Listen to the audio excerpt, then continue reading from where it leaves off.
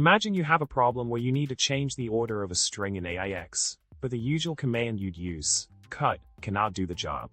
Quite a dilemma, right? In this particular scenario, you might be scratching your head, wondering how to tackle this problem.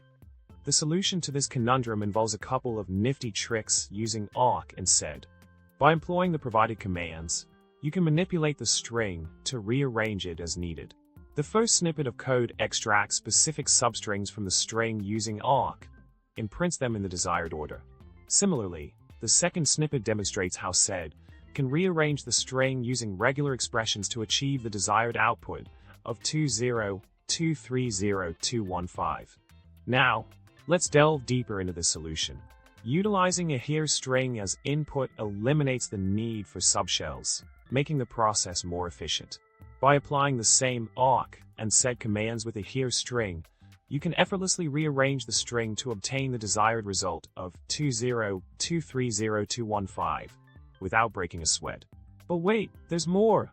If you have the file name stored in a variable, you can leverage the power of the bash substring capability to rearrange the string without relying on additional binaries like awk or sed. By pulling substrings from the file name variable and concatenating them in the correct sequence, you can swiftly generate the expected output of 2023015. Now let's spice things up a bit. If there's a twist in the tail and the desired output is actually 202315002, fear not. By adjusting the substrings extracted from the string in the awk and sed commands, you can effortlessly rearrange the string to meet this new requirement. With a slight tweak in the substring positions, you can quickly adapt the solution to generate the revised output of 202315002.